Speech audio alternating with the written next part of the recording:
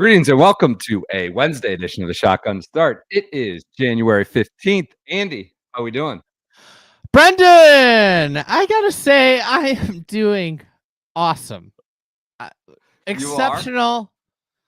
There's no team I like watching my Illinois basketball squad beat the living piss out of more than Indiana. And I was treated to a absolutely delightful 60-point first half from Illinois while TGL was going on. And, the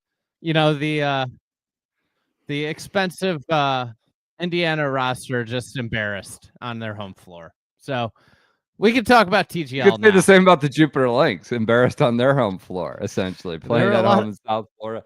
Is it a lot over? of parallels. We're just wrapping up as we're going live here. So I've got like Marty Smith is scurrying her into the frame to interview someone. It was at 11-1 last we checked. Probably a step back, for being honest, for the TGL tonight, which we'll get into. I'm not condemning it to doom and failure, but it was a little bit. It was a fall off from last week. That's generally the consensus we're getting, what we're hearing, maybe from some folks. Maybe what we're seeing. Well, what we're seeing. But I don't know. It was my big takeaway last week was I can't believe this thing exists. It's amazing. It's like put me on my butt because of excitement. Oh, they're now panning the whole SoFi Center. That's like 25% full here as they end. They don't need to play. They shouldn't be showing the empty seats, and they don't need to play till 20 minutes over their allotted time when the match is over. Right? Over. I get like playing extra holes to fill the 2-hour inventory, so to speak, but when you're overtime and your 2-hour allotment, why are we playing? I know there's some sort of playoff. I was going to say, you're not worried about the SoFi Cup. I'm not worried about the tiebreaker. I'm worried about, dragging on and losing people in sort of superfluous competition. You mean the number one pick in the NBA draft being on tape delay because of this might not be the best idea? I just, it wouldn't matter what's after. 42 in his last game too. Yes, he did. Yeah. It honestly wouldn't matter what's after. He hasn't run up against Illinois. That's coming in a couple weeks. It wouldn't matter what's after it. It's honestly just about like dragging, quite honestly, especially in the last 30 minutes if the match has been decided. So kind of not, I wouldn't say the best night for the TGL. I have a lot of thoughts on why and what didn't seem to work, what did seem to work. It was sort of embarrassing for Jupiter Lynx. I called the Woods this afternoon to check in, the Woods Jupiter, to check in on the vibe and the scene. I mean, I've a little gumshoe reporting here. I'm calling around. I said, what's the deal? Where are we going? What's the scene down there? I said, they said we got a big TGL watch party. We are taking this very seriously. The sound will be on. It won't be house music. TVs and sound on. I said, what do you got? You got any deals? You think the waitresses and waiters and staff are in Jupe Lynx gear? Did you ask this? No, they didn't. They did not clarify that. Are they in Sunday red? All Sunday red, probably. I had heard they were still doing Nike. They were stuck with Nike for a little bit. And they did say you get the signature cocktail with a free meal purchase, free signature cocktail with the meal purchase. So if you bought food, you got a TGL Tuesdays. Cocktail. $5 draft beers and TGL merch giveaways. They had some Jupe Lynx hats, she said, some towels. So it was popping off there, at least for the first hour, and then it wasn't when the balls were in the air. Move over Taco Tuesday. It's time for TGL Tuesdays. More restaurants might need to adopt TGL Tuesdays. TGL Tuesdays. That's right. Trivia Tuesday should now be TGL Tuesday. We did get a tweet from someone who was at trivia at some bar somewhere, and this was on with no sound. Everybody's like confused. What is this?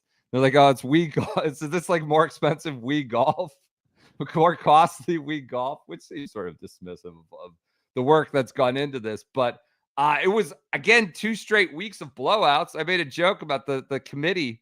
The committee maybe put some teams in and made a bad bracket here to start their the TGL season. Blame the committee for this sort of snoozer of a competition. It was 11-1. Kisner was kind of not a real golfer at all. Like, I mean, he's coming up like 60 yards Not at all. short on par threes. Go ahead. That was awful. It was I bad. mean, it was great because he was entertaining in an otherwise blowout, but I mean, I don't know. The whole I don't know what the value prop is right now. Oh God. I think like I don't want to make any declarations, but honestly, I don't know what tonight's matchup made me wonder who this is for. I think last week it was okay. This has got potential. This is neat. There are some things they can clean up. It's going to improve. This was a clear regression, a clear step back. They had Tiger and too. Yeah, and I think like part of it is like if the value prop, like you can't have. I get that Kisner's funny, maybe fun, but like part of the value prop is the best players in the world, and I don't want to like completely bury the guy, but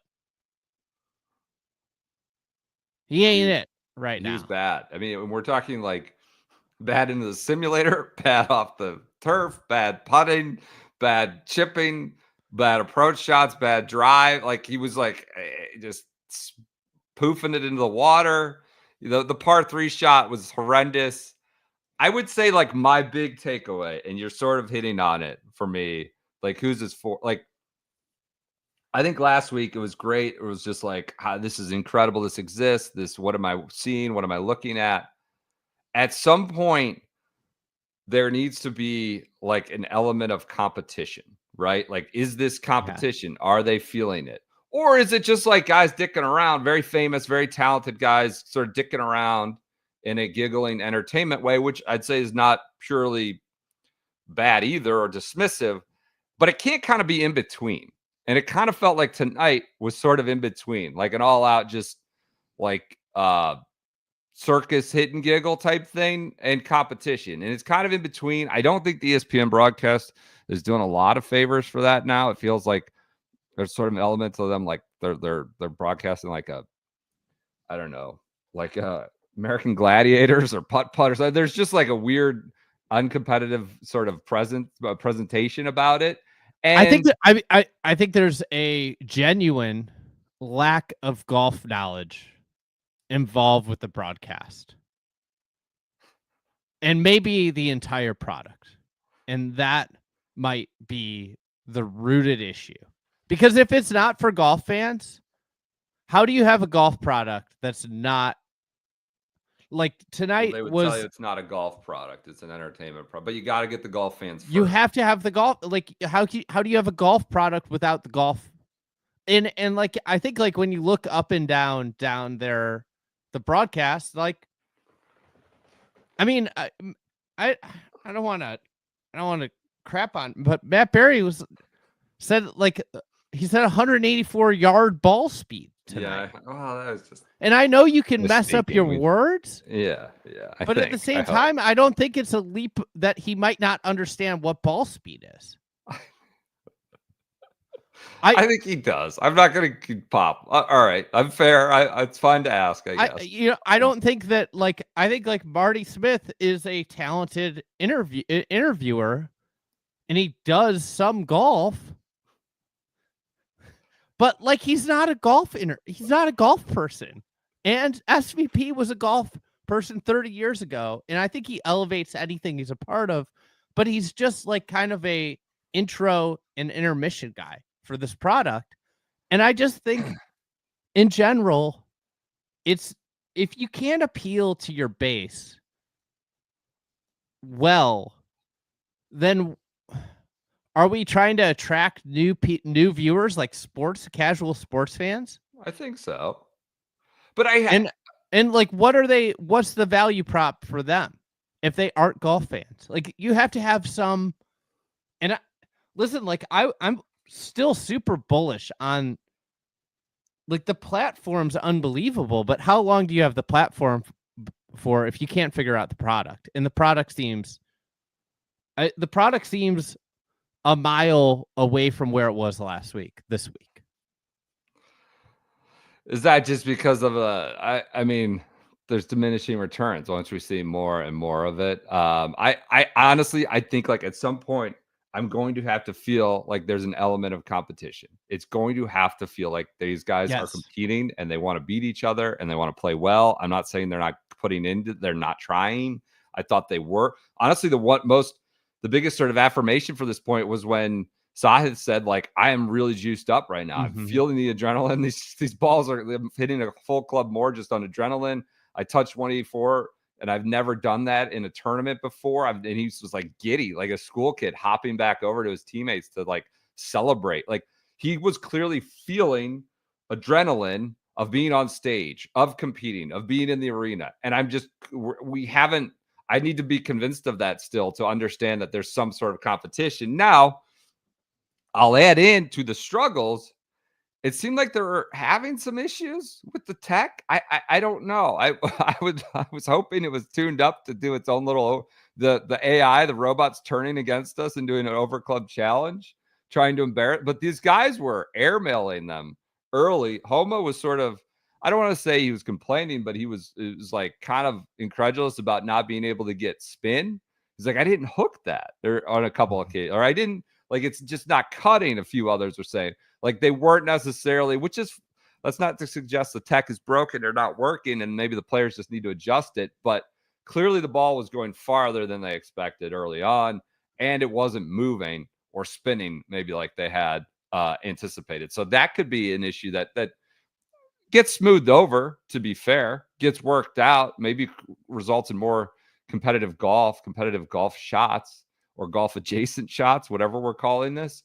But that seemed to also be an issue. And like, clearly they're not going to talk about that on the broadcast. And that's like ESPN can't say like, oh, the tech is struggling right now, or maybe the ball's going farther than it should, or maybe the ball, they're not going to talk about that. They're just going to, Matt Barry's going to talk about the memories being made to Tiger and, how the stakes, this is the hammer strategy delivered by FedEx. Like, I need a more, it doesn't even need to be a critical lens brought by ESPN, but it's got to be a little bit based in a little bit more reality than just straight hype facilitation.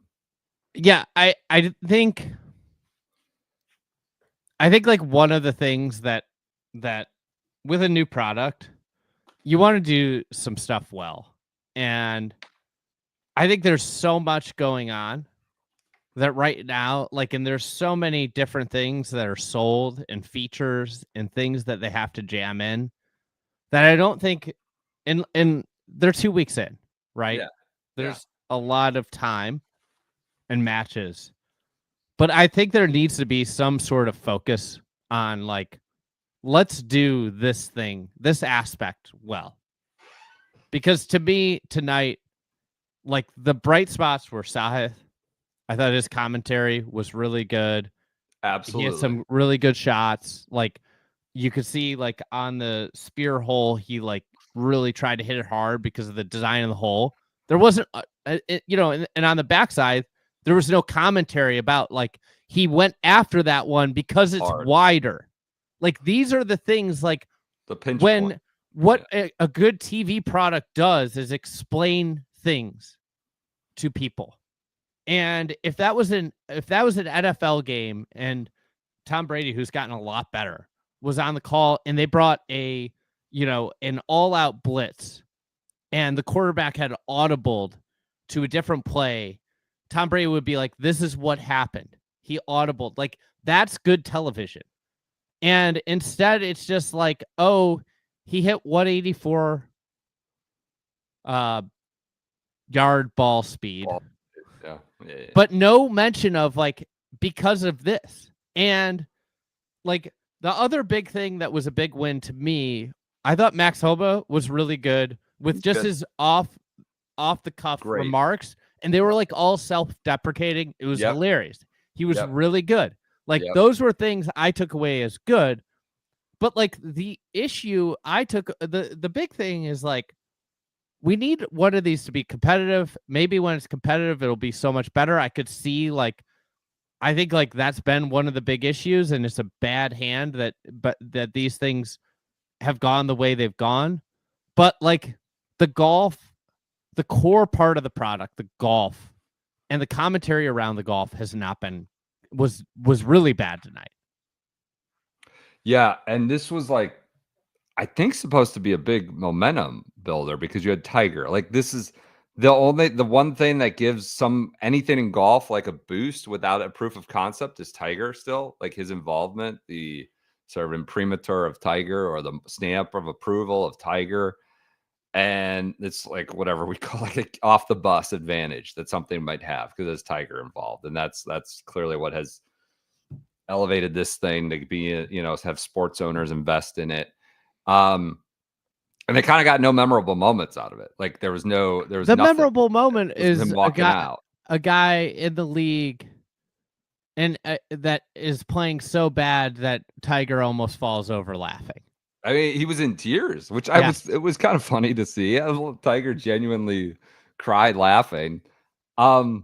But he walks out to, what was it? Eye of the Tiger. Eye of the Tiger. And like he was genuinely Tiger. Tiger genuinely could be kind of awkward, and his son's making fun of him, and that was cool. So like, your dad, you're a dork. There's the smoke machine was ridiculous. It made me think of like Sebastian the Ibis from Miami. Machine in the extended intro, like how they just hung there. Yeah, it was amazing. Deal. Yeah, they stopped the music. They changed. Bring him out to Eye of the Tiger, and then he walks out. His dad, like, that was like a 4 out of 10 dad. So that was kind of funny. Surreal moment for me of like, and you're talking about golf IQ, Andy, like golf setup.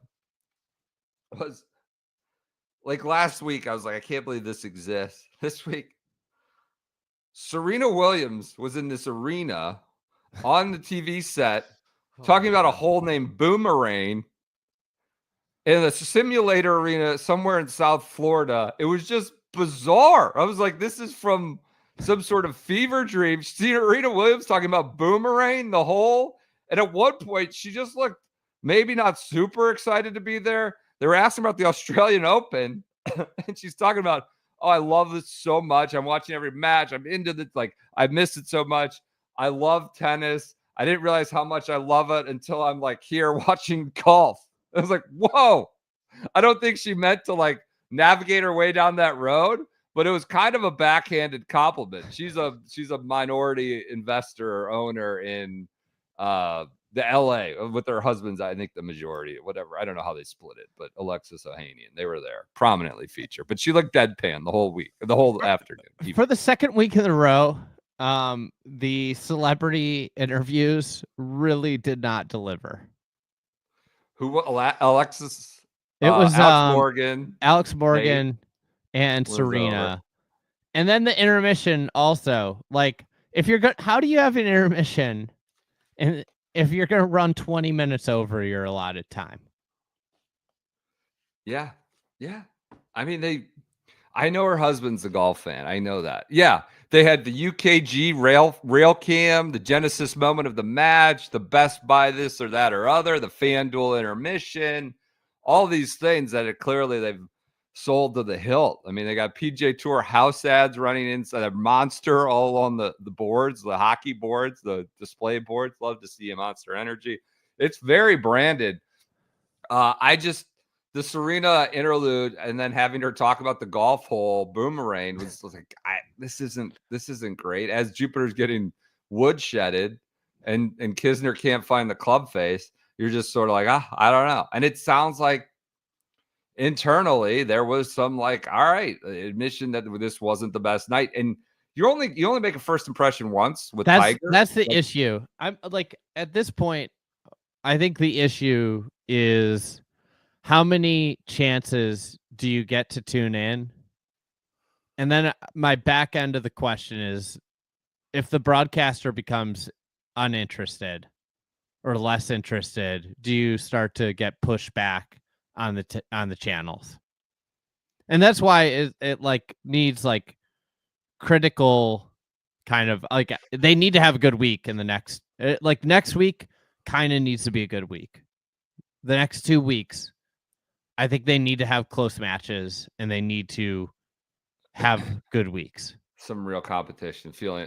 I think the guys are trying out there. That's not to say they're not competing. It's just a dicking around. But that needs to jump through the screen. That needs to really start feeling that, and they just haven't so far. What else? What other I notes? also think Go like ahead. some of these blowouts could be like, I mean, how many times had Max Homa been down to playing the screen? One time? You know, like playing screen golf there's an adjustment. Everybody's gone and played TrackMan golf. Like it's not like a 1-to-1 thing.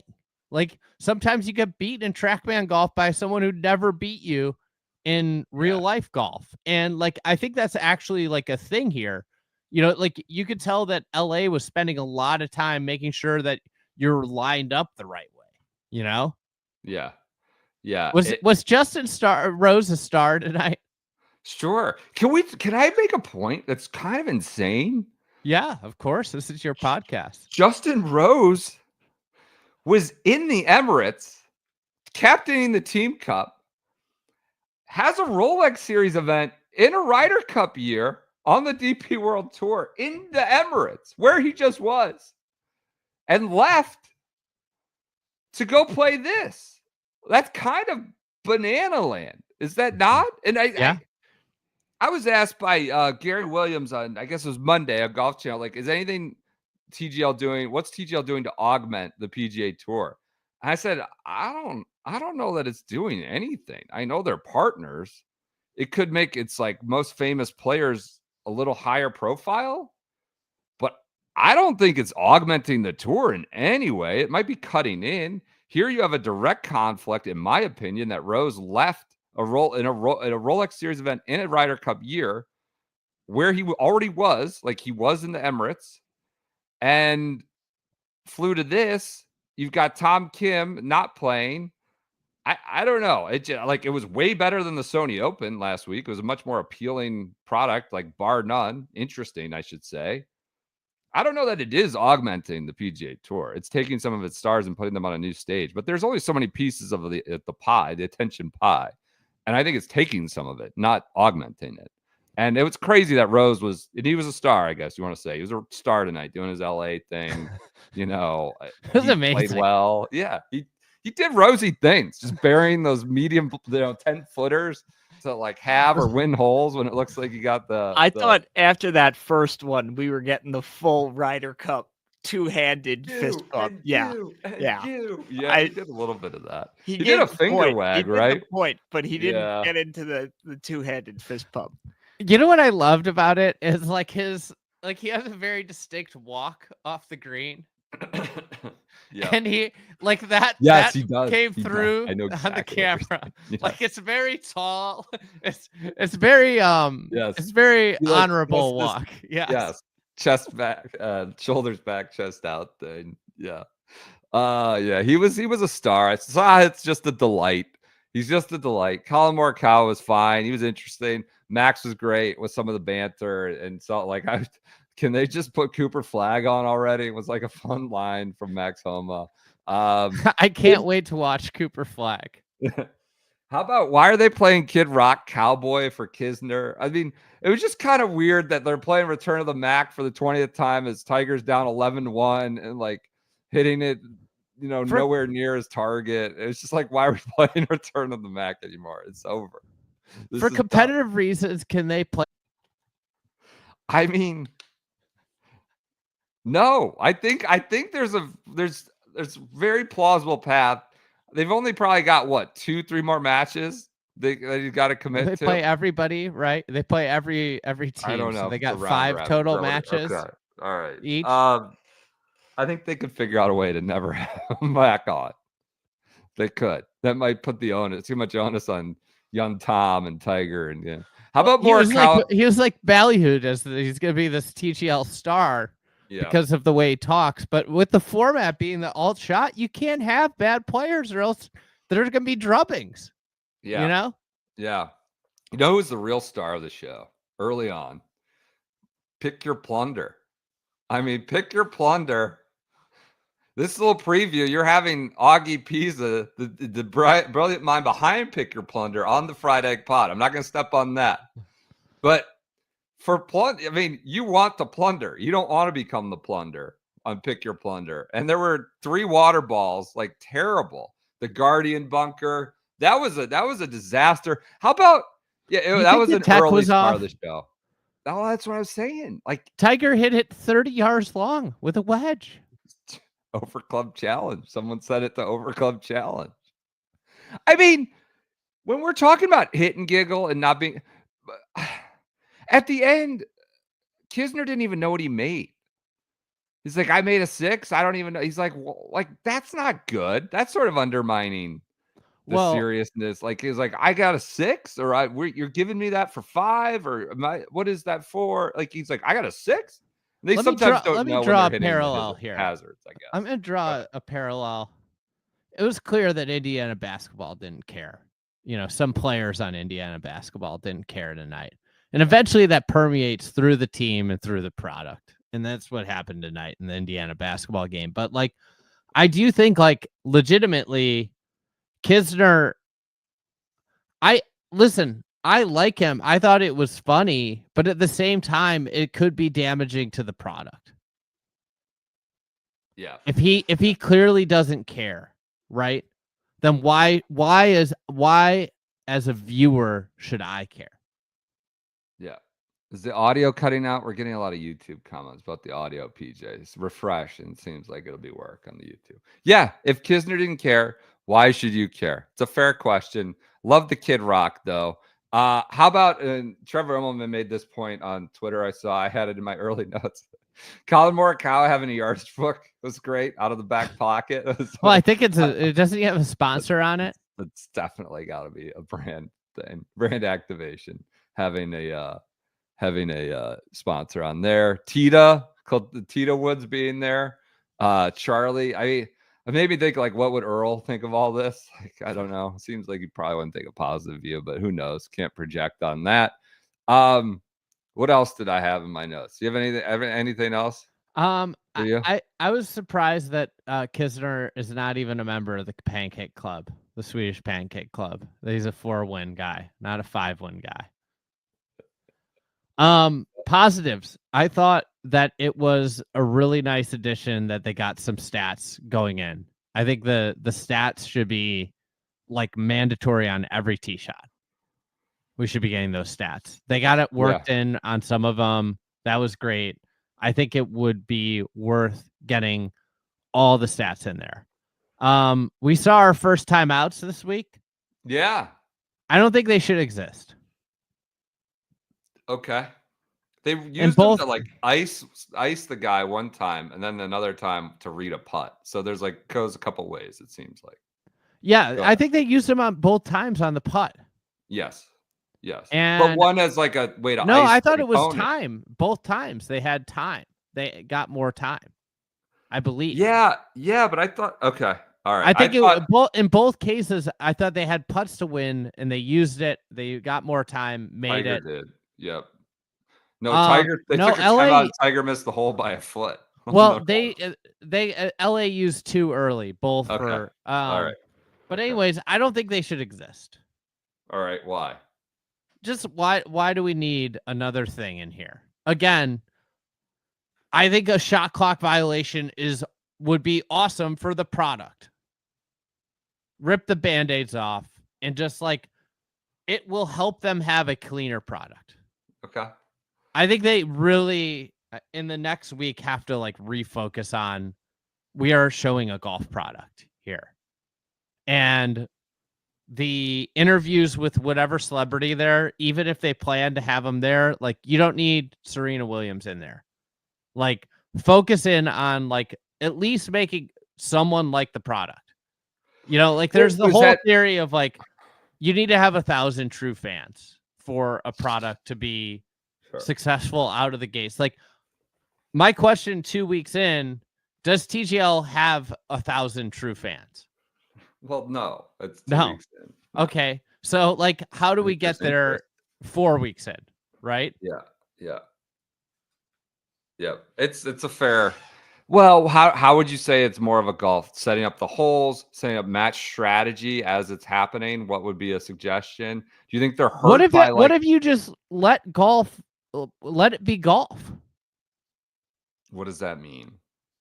Like, make it a golf product, because it Yeah. seems like it's not a golf product. And if, again, it gets back to, if it's not a golf product, what is it? Uh, The only something. way you transcend golf is if golf fans like it. Right. That's always been the point with all these events, even the tour. Some of the Frankenstein events that you got to have the people who want to go out and preach about it to convert others, and you got to get those people first. I did love Tiger jamming himself on a drop. Did you see that? He was Yes. going for the green on I forget what it was. It pick your plot, one of those. And he had the layup because he dropped and he got a bad lie in the real rough planter box, whatever that one is. They've got fairway sand and then real rough. He made a bad. You could tell he's rusty. You could tell, as we saw on Sunday at the Sony, where it's an art form per Mark Rolfe. You could tell he's not been playing Didn't tour Homa golf. have a thing like, that's why we practice dropping? Yes. And it changed his strategy. He couldn't go for the green anymore. He just popped one under the fairway. I love that. He kind of is incredulous about the bad drop. I thought the one time Kisner came up like 50 yards short, they generously placed it up on the real green. Like, how are they gauging that? I know there's like some incredible tech, but it's like all of a sudden, and it wasn't an easy shot. Homa had to like pitch one over the bunker and ran it right at the hole. But it looked like it was way shorter than wherever they placed it then on the real green. So figuring it out. I don't think that's the biggest thing, but it was an amusement. So any other notes from day 2 or match 2 of the TGL? What else you got for us? How about Keegan playing up his hometown? Boston? Vrabel? No, Jupe. Oh, yeah. Yeah. You had Shane Lowry in the crowd. You have Got Keegan Jupe there. in there. He's a Boston guy. He's a New York guy because of St. John's.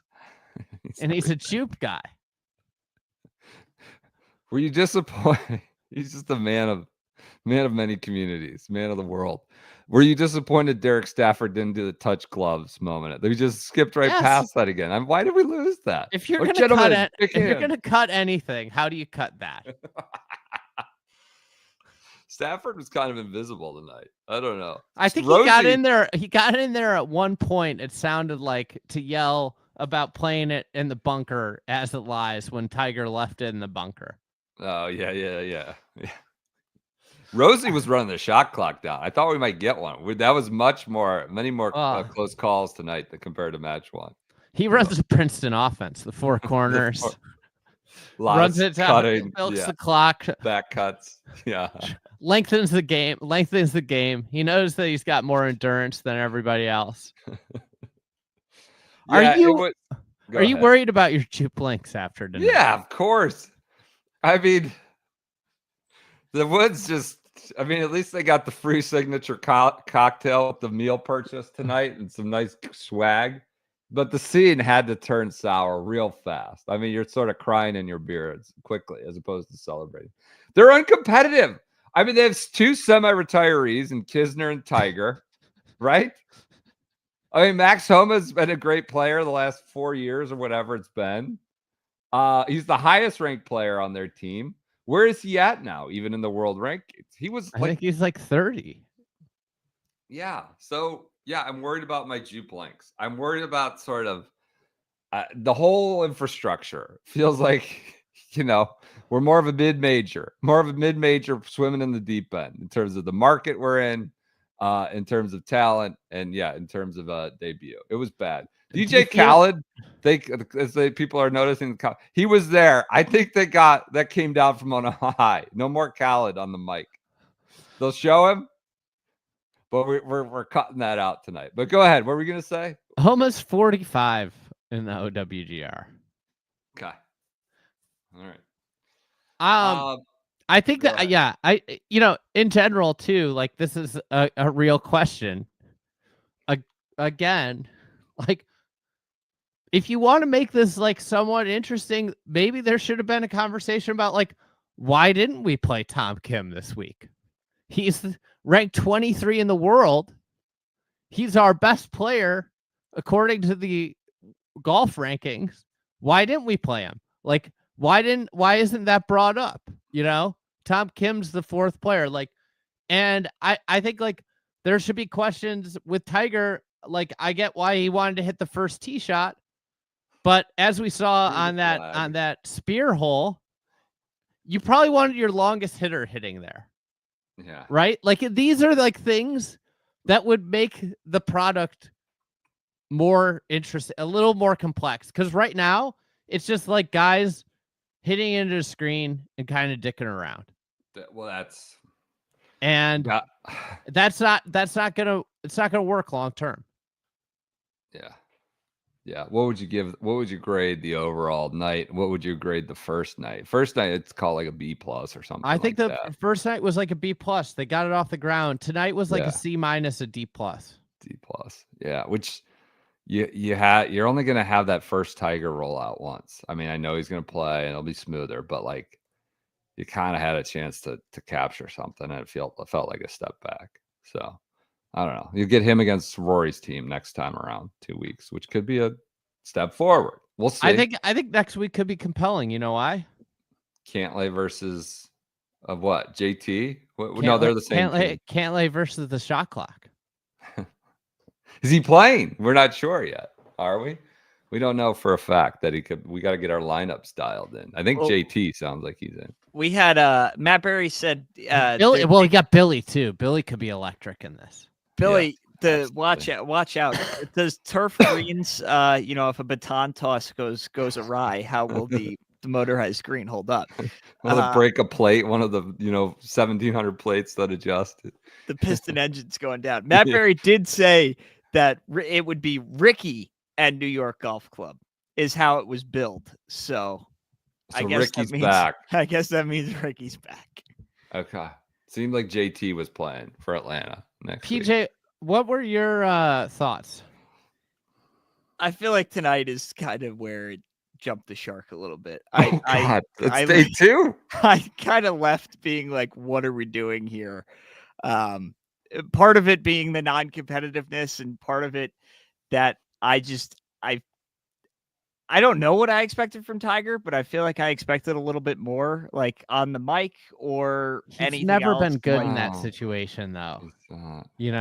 No, he hasn't. He's like an awkward dude, but I don't know what I expected, but it wasn't that. And I guess I was wrong. I don't know. I don't know what, like you said, you only get one Tiger rollout, and I don't know if I don't think this is how they drew it up, and I would be interested to see what happens going back to the drawing board here. Andy, what'd you think of Serena, PJ? In there. I mean, I felt bad for her because 15 minutes in the booth is a long time for anybody. Just period.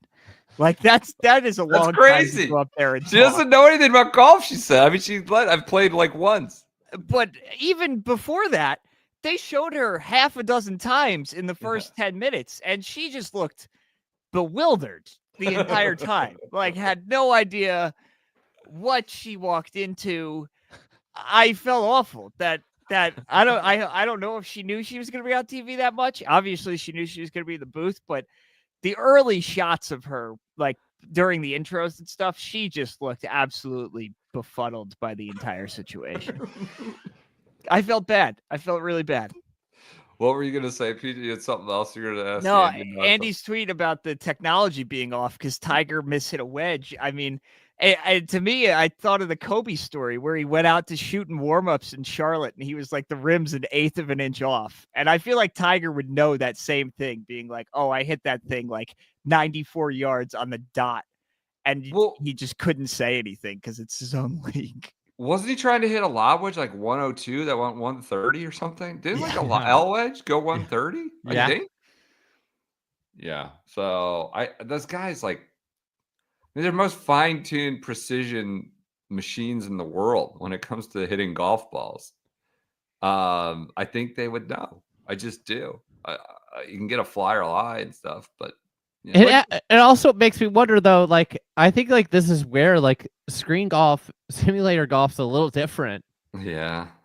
Sahith was talking about how he was a club longer all day. It could have been because of adrenaline, but like also like these guys, you know, need to get in there and like actually practice. Like some of this too, like you get out what you put in, and I don't know how many of the players are that like committed to being in, you know?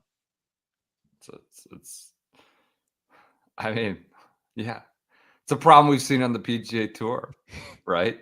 I mean, this is a whole independent contractor race to the bottom in it for me, trying to get a strong central authority that can whip the boys into shape, buy-in commitment. I don't know.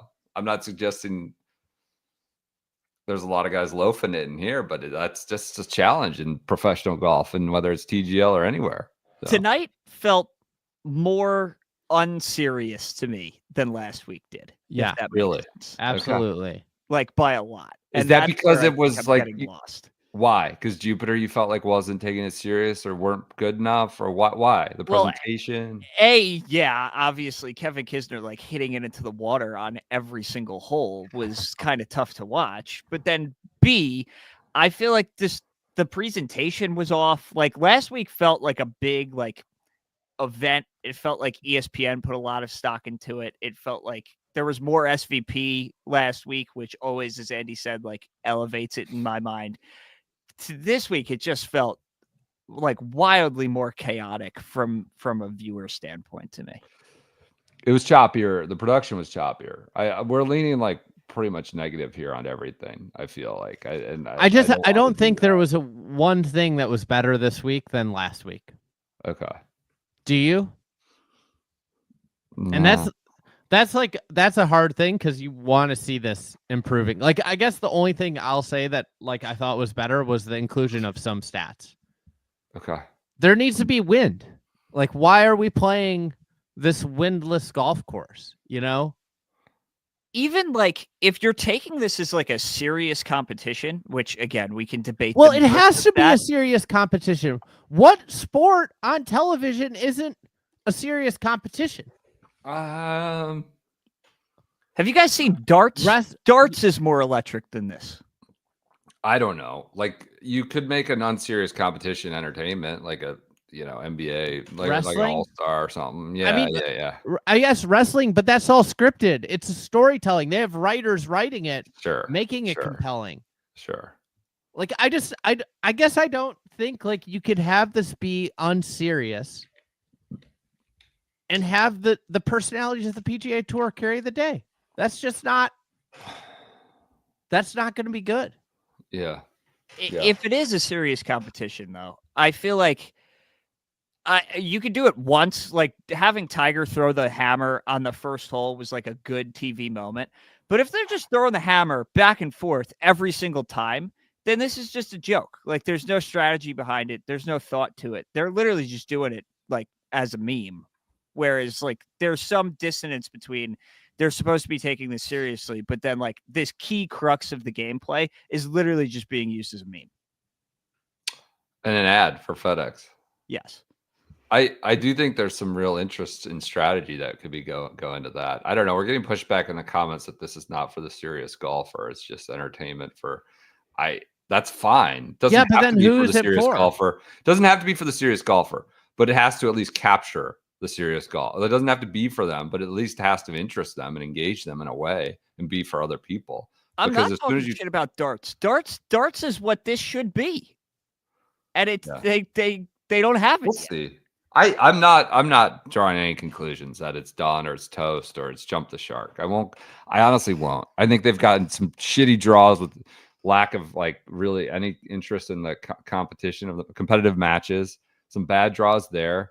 And I think there's too much money and too much stakes in this that they're not going to like work to like dramatically improve it. And, but this was, nothing this week was necessarily better. And you had Tiger. you had the Tiger Ace, you were playing that card. So I think the don't good know. news is that it can improve. They have time, they have They do. resources, Yeah. and they just have to. I think like maybe one of the issues is I don't think they necessarily know what it is, and they need to have a moment in the early broadcast that shows them what it is. And I don't think we've had that moment. Like, you know, and part of that's because the matches have been completely uncompetitive. I think that's like one of the big issues. Yeah. Yeah. There was an article in Sports Business Journal this week about how they're already looking, or there's discussions about expansion in TGL, expansion into other sports. You know, Mike McCarley was on the record in there. There's the CEO or the head dog of Tomorrow. And he said, you know, how are you able to cut through the choice of something you could produce? Everything that's ever been produced is available to watch. So they're talking about, you know, more arenas in Vegas or Scottsdale or Southern California.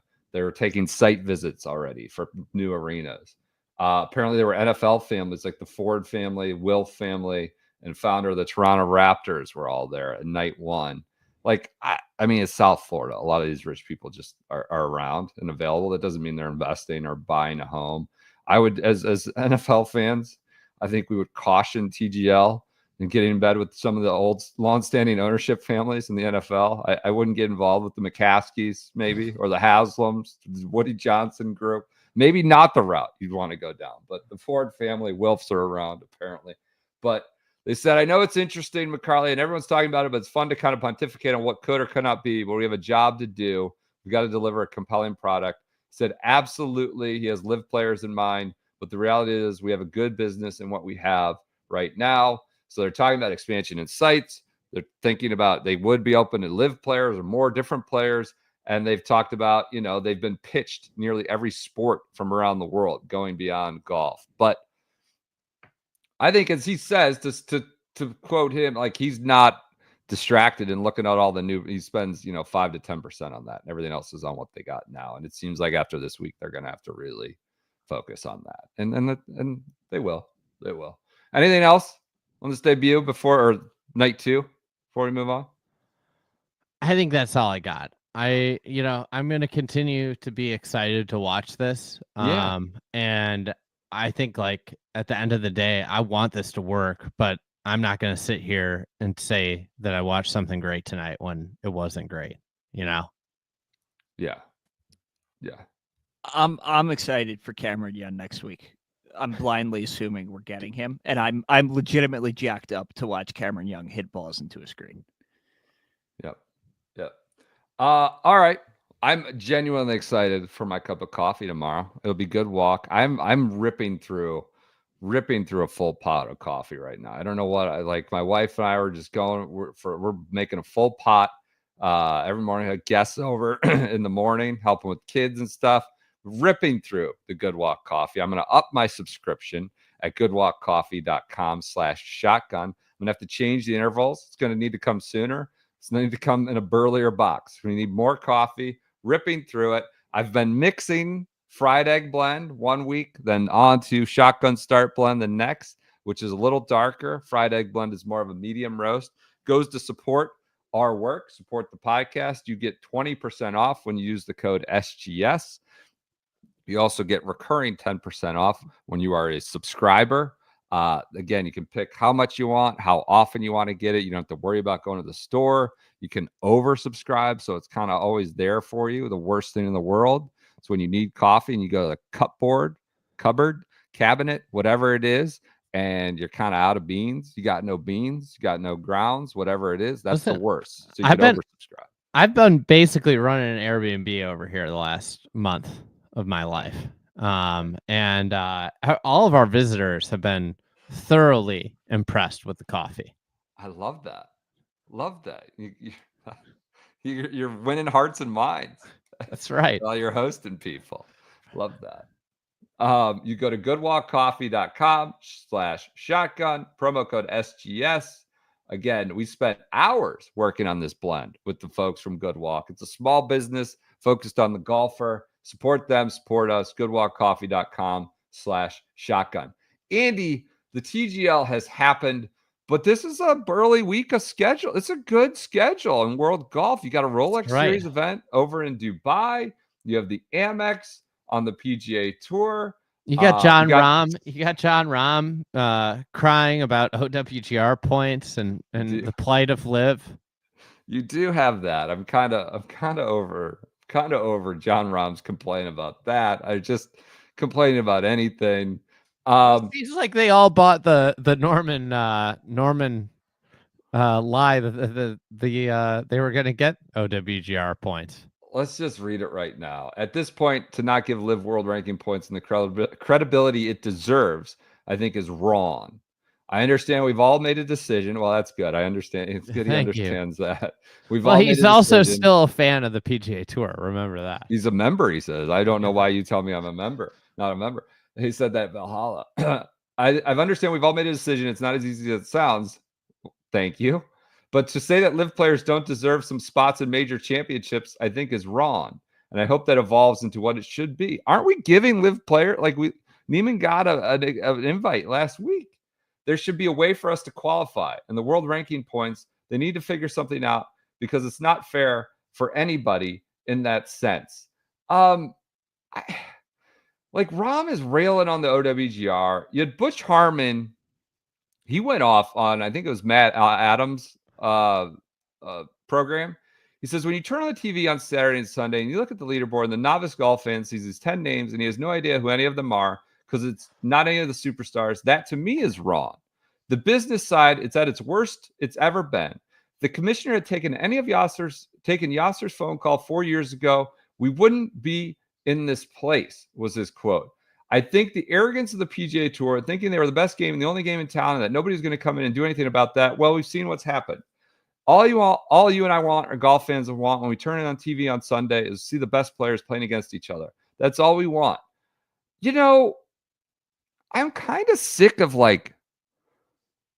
everybody blaming everybody but the golfers. These guys want to be independent contractors and player-run organization and power of the people. They kind of got to live with their own members, maybe being assholes or maybe in a race to the bottom. I mean, Rahm left. Westy made, however, Sergio made $50 million on the PGA Tour or whatever he made. Decided at the end of his career he was going to take a big bag and sort of take down the tour he was a member of or help splinter it.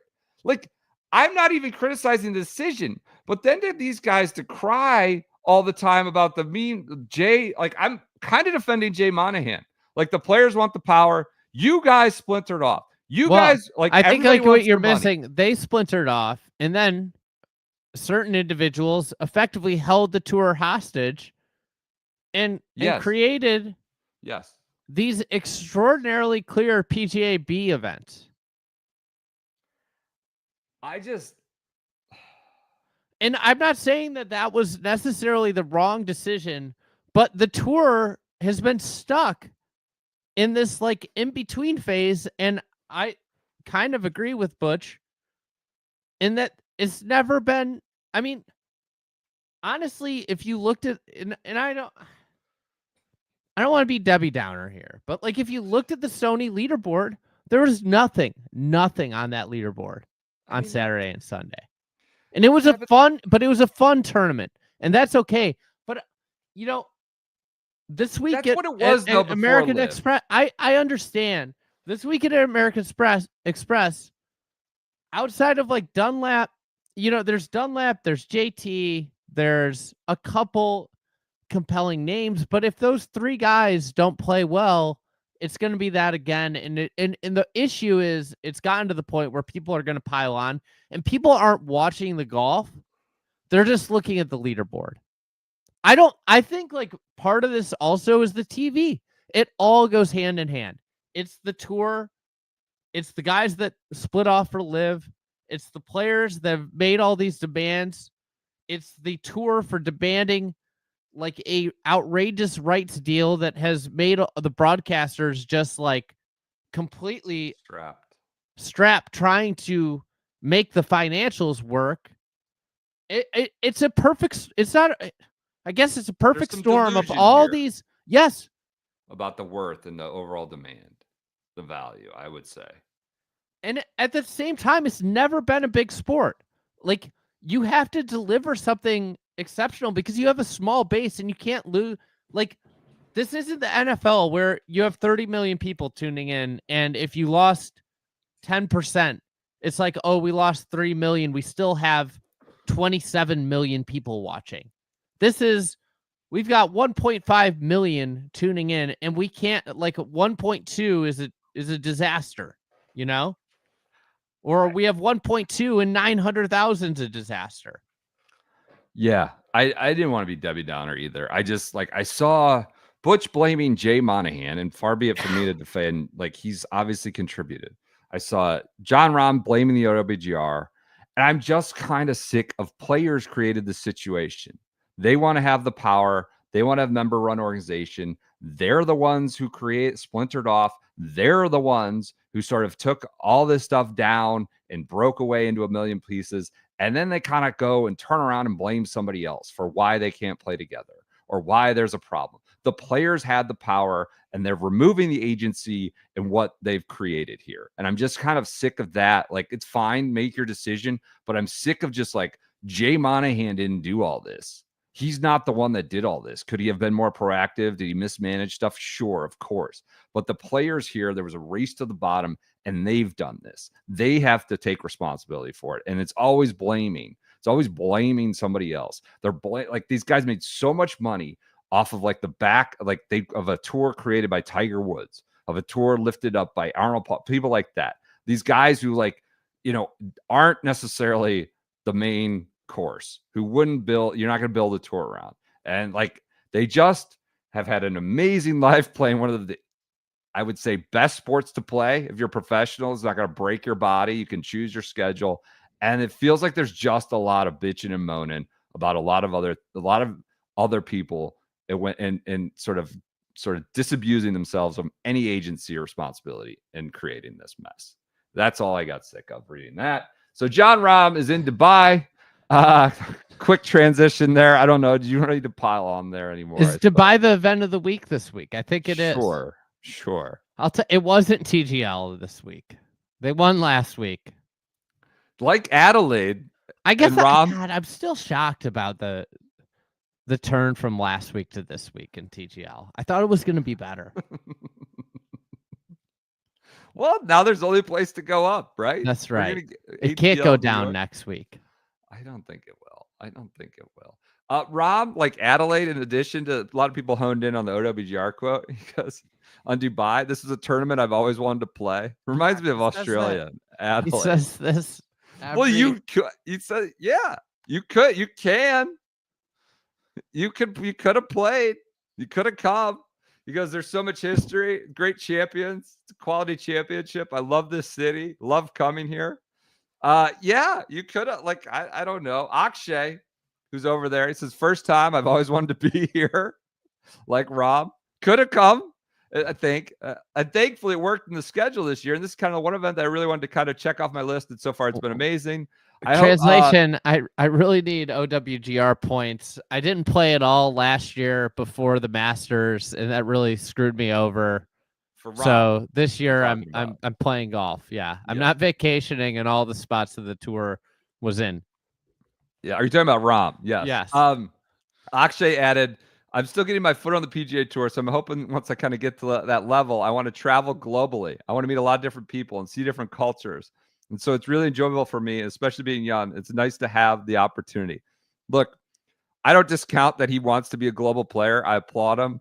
But the agents at this point are just programming this into these guys, and it's catnip for the European Tour players. Catnip for us. I want global players. I want to see these guys play global. By the way, I think Akshay's probably on. I think he is on an appearance fee over there. So he's not just out of the goodness of his being a global player heart and it's wanting to see the city. I think there is an appearance fee involved. But he does seem like a good kid.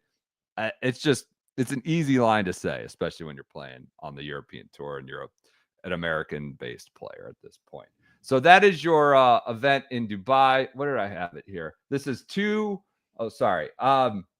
2:30 to 8:30 a.m. That is Thursday, Friday, Saturday, and Sunday.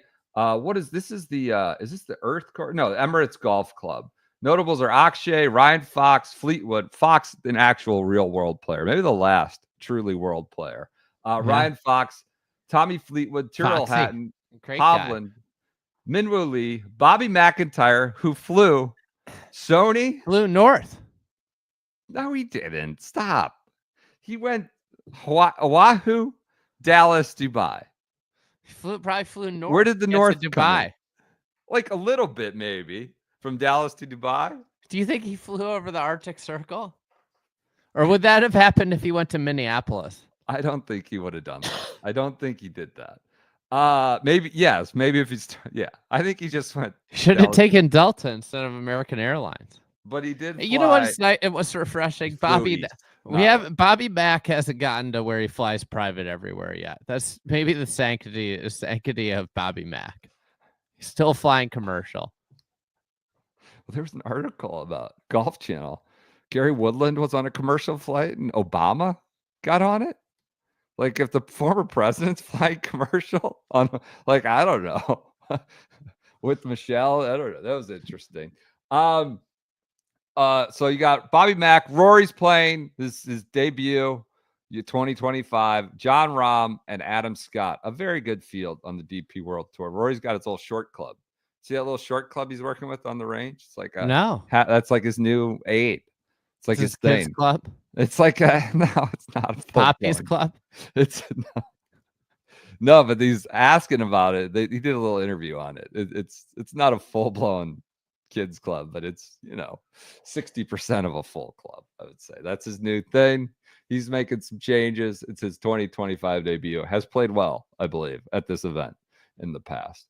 On the PGA Tour, we have the American Express at PGA West, Stadium Nicholas, and La Quinta CC.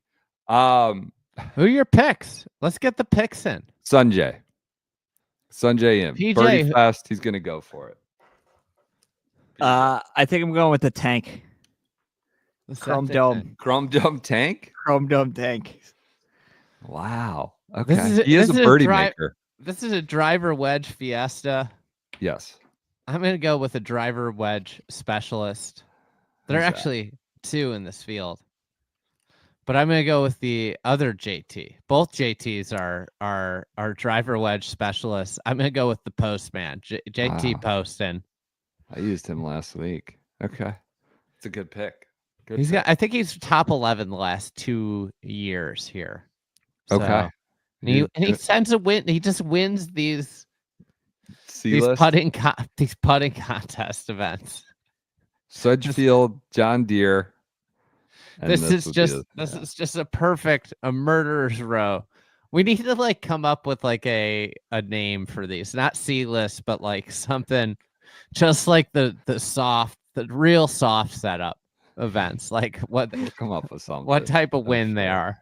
I'm sure we'll come up with something. Notables for this: Sam Burns, Patrick Cantlay, Jason Day, Nick Dunlap, your defending champ, Finau, Ricky, Sanjay, Xander Schauffele, who is now WD'd, was a notable, along with Scheffler, WD'd. And then we have JT, Justin Thomas, and Will Zalatoris are your notables for a good field. I mean, this used to be woof. This used to be left by the wayside on the side of the street on the West Coast swing, but they've been getting some stars in the last 2 to 3 years. It's a little bit of a comeback.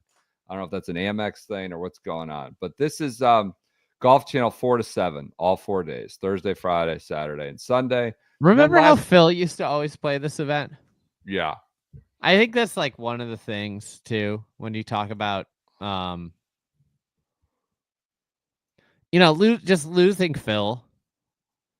I think he had a lot of fun in Palm Springs. While he's not a genuine, genuinely great player, that's one of the things with Live and with these events. You lost hey, this guy plays here every year. That was a storyline of Palm Desert every year. Yeah. Yeah, he was big when it was like the Humana career builder. I remember it just had that Yeah. revolving door of They had the Clinton sponsorship. Foundation at one point. Yeah, Humana Clinton Foundation. Yep. Last but not least on our schedule for the week, we have the Mitsubishi Electric Championship at Hawaii. This is in Kona, Hawaii. Look at PJ just knew to come right in on that one. This is Should we Friday. do the full preview tomorrow? It's yeah, we'll do that. It's a Thursday, Friday, Saturday. They're going up against Kami's Lions. Yeah. Going up against Kami's Lions. PGA Tour too scared to go against the NFL. Champions Tour will play right up against the Commanders Lions, 7 to 10 p.m. Thursday, Friday, Saturday. This is the one where there's just everybody's in a cart kind of going through the lava rocks. Notables I have are Alker, Stephen Ames, Fred Couples, David Duval, Double D, Ernie Els, Jay Haas is a notable. Bernhard Lahner, fresh off his PNC chicanery. Justin Leonard and Steve Stricker are your notables. So that's are you ready for this, PJ? PJ, come on in here. Let us know what we're watching for. I'm ready. Champs Tournament is back. Yeah, it feels good to be back. It's been a while. I mean, honestly, what everybody should be watching for is Lanny's farewell and Zinger sliding in. I have a feeling Thursday is going to be a very emotional day for everybody. A lot of pressure involved. I'm really excited for Zinger to they're on site this week. They're not just relegated to the studios. Wow. Zinger is in Hawaii. Sending them all the way. God. So I'm excited for Zinger. Steven Alker, his only win last year, even though he somehow won the Schwab Cup with just winning the first event of the year. So looking to go back to back. No Dick Green this week, as he has not won on the Champs Tour in the last 2 years, and he did not receive a sponsor exemption. Kind of questioning how the sponsors exemptions were handed out there. If the third best player of your season last year didn't get one, but I digress. We're on to Morocco for the Dick Green tracker. Love it. We'll have more on Friday on Champs Tour Minute. What else do we have to clean up in news? I got a lot of Eugenio Chikara testimony. Not a lot of it positive, quite honestly. Apparently, he left Wake Forest, that is. Someone played with them in a high-level amateur event and called him, quote, a lunatic, complete hothead, 100% belief in himself, which is what you get with a lot of these guys. They said, which she's talking about the Ludwig stuff, right, in the interview, Aberg. He says he's been slighted throughout college, or he feels like he's been slighted throughout college on all the big awards. With Goddard getting them, he was pissed about those. He was top 5 AM in the world, was pissed that Aberg, Cootie, Nakajima, Sam Bennett got tour starts, and he didn't get as many as those guys. I sent this to some people that are like, oh, that sounds like Chikara. He did get a start at the Sanderson, but he sounds like he could be sort of a tempestuous fella. He was just not the nicest dude and to everyone. Apparently clashed heads with Sergio. And if you've Sergio's run out of patience for you, you might have have some quirk to you. So that was some Eugenio Chikara intel. Coming to take his spot as a young player, not his spot on Fireballs, though. You like the Tom McKibben deal?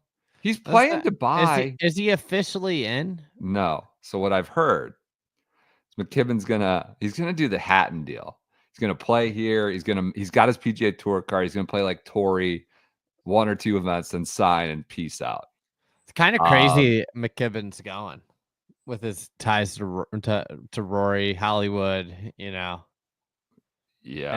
and maybe not for a lot of money.